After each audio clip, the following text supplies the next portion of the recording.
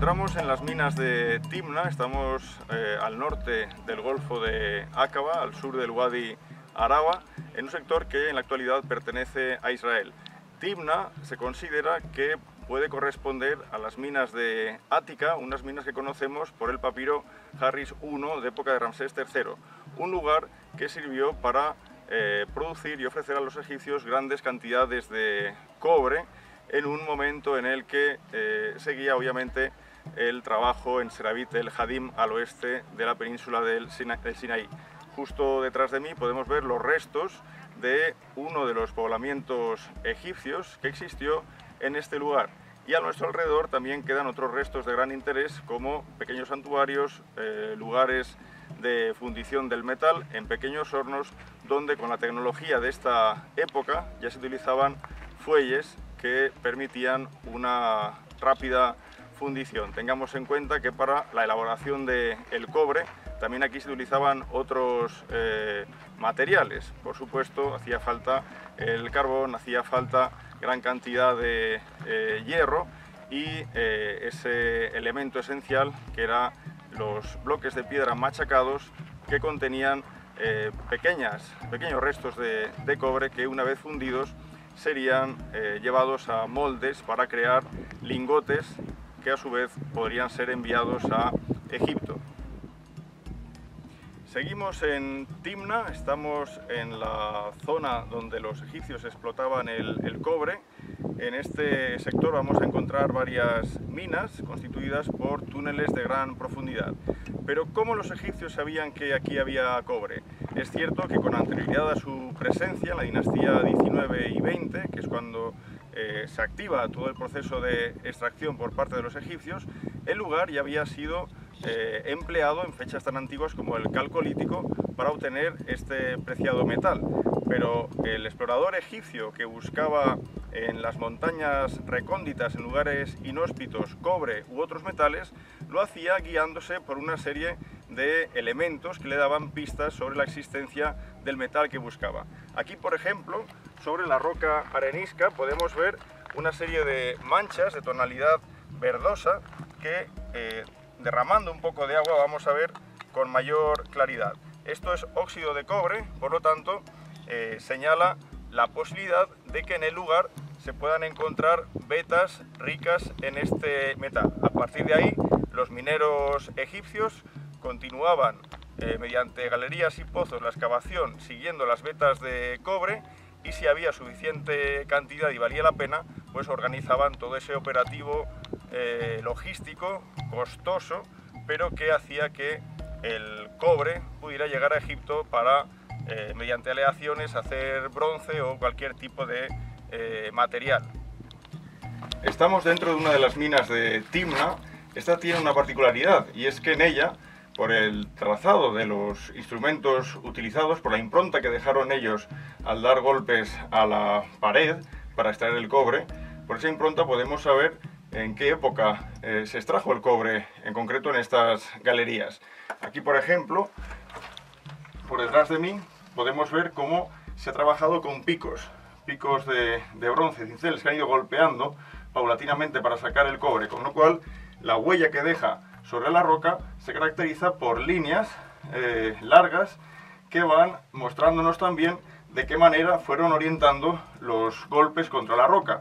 Sin embargo, en este sector de acá ya no vemos esa impronta, sino una caracterizada más bien por hoyuelos que demuestran que los instrumentos utilizados aquí no fueron esos picos, esos cinceles de metal, sino a base de piedras apuntadas que, a modo de hachas o mediante las dos manos, fueron golpeando contra la pared. Por lo tanto, quiere decir que estamos en una galería cuya fase inicial de explotación puede remontarse a finales del quinto milenio antes de Cristo, mientras que esta otra se remonta a la época de explotación egipcia en la zona, que corresponde a la fase entre Seti I y Ramsés V.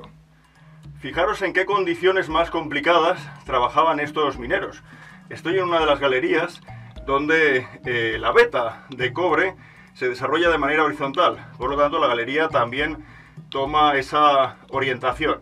Sin embargo, el espacio que queda para el trabajo es realmente muy reducido, con lo cual tenéis que imaginaros al minero poniéndose apoyado en un lateral y picando en el del frente. Obviamente al revés, yo estoy en el interior de la galería. Mientras esta operación se hace, también pensad que hay que ir sacando los escombros, aparte de la cantidad de polvo que podía levantarse y dificultar las tareas de trabajo. Por eso en la época de extracción de los mineros egipcios vemos como muchos pozos tienen galerías que conectan, de manera que se crea un ambiente con barocirculación, y eso para la respiración de los que trabajan a gran profundidad era algo esencial.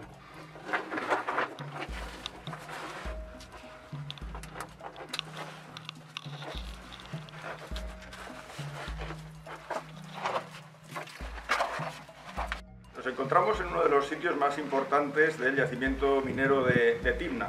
Hemos visto ya el proceso de extracción del cobre en esos túneles y galerías practicados por los egipcios, pero también en una época anterior del Calcolítico, pero ahora estamos en un lugar que para los egipcios era muy importante. Recordemos cómo en la península del Sinaí, también en la región minera de Serabit el Hadim, existe un templo dedicado a la diosa Hathor. Es mucho más grande que este que vemos aquí en Timna, pero el sentido es el mismo. La diosa Hathor, de algún modo, es la diosa que va a ofrecer el producto que ofrece que tiene la tierra, en este caso el metal, y por lo tanto, ante esa donación que da Hathor a modo de diosa madre, por buscar ese símil, los egipcios le responden creando un santuario donde se realiza un culto en su honor. Fijámonos muy bien en la estructura que tenemos aquí. Justo en la parte posterior vemos una pared bajita, una primera hilada, encima de la cual hay dos agujeros, dos huecos rectangulares. Esos huecos rectangulares sin duda sirvieron para colocar vigas, dos vigas, que lo que hacían era sostener la estructura de la pequeña capilla y el techo de la pequeña capilla, en el interior de la cual, en este nicho central, se situaba la estatua de la diosa. Imaginémonos una pequeña estatua de la misma. Ahora bien, este lugar también tuvo otra utilidad por parte de aquellos mineros que no seguían la creencia religiosa egipcia. Pensemos, por ejemplo, en los llamados madianitas, que se supone trabajaron junto a los egipcios en las minas de Timna y que tras el abandono de los egipcios de este lugar en época de Ramsés VI, tomaron la iniciativa de seguir trabajando en la extracción del cobre. A esa fase madianita corresponde, por ejemplo, todas estas estelas que vemos en este lado. Estas estelas nos recuerdan una costumbre muy extendida en el mundo cananita. Son lugares de culto, las estelas marcan lugares de culto. Podemos ver también en esta zona cómo hay unos depósitos donde en otro tiempo se hacían sacrificios, se hacían abluciones. La cuestión es si egipcios y madianitas llegaron a compartir este templo. Lo que demostraron las excavaciones, en todo caso, es que en el lugar se dejaron una tremenda cantidad de exvotos. Tenemos aquí figuras de fayenza, amuletos, escarabeos, estoy hablando por miles de piezas fueron halladas aquí, pero entre todas esas piezas, muchas egipcias que dieron nombres de hasta 8 reyes aproximadamente entre la dinastía 19 y 20, entre Seti I y Ramsés IV, aparte de todo esto, se halló una pieza que también hizo muy famoso el lugar. Es una pieza de metal con forma de serpiente y cabeza dorada. Esa pieza se halló aquí y corresponde, por supuesto, a la fase de los llamados madianitas. Corresponde a un elemento de culto que no es propio de del mundo egipcio, sino de esta otra cultura. Ya. En el área de Timna fueron halladas varias inscripciones egipcias. En el templo de Hathor sin duda las hubo, pero cuando fue abandonado por los egipcios, los madianitas picaron las inscripciones vinculadas a la capilla de Hathor e incluso destruyeron, picaron, deformaron los capiteles que tenían la forma de la diosa. Por lo tanto, todo ese registro desapareció. Pero más allá de las inscripciones asociadas a la estructura de la diosa Hathor, hemos comentado anteriormente cómo también aparecieron amuletos, objetos de fayenza, es decir, objetos votivos que aportaban inscripciones muy cortas, básicamente, a lo sumo, el nombre del faraón reinante. Pero aquí tenemos una pequeña excepción.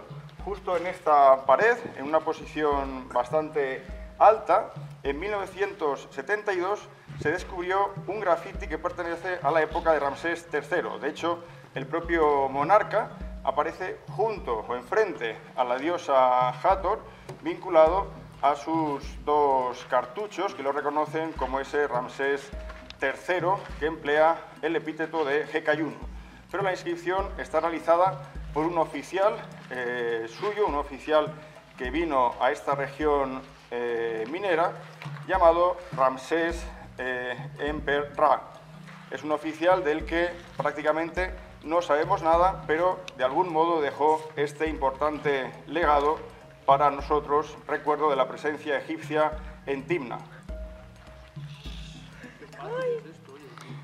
Quiero agradecer a todo el grupo Israel 2019 que ha tenido la paciencia y la cortesía de dejar parte del tiempo que tenían conmigo, de las explicaciones, para que pudiera realizar este vídeo, y agradezco también a Esteban, que ha servido de excelente cámara, el haberlo podido crear.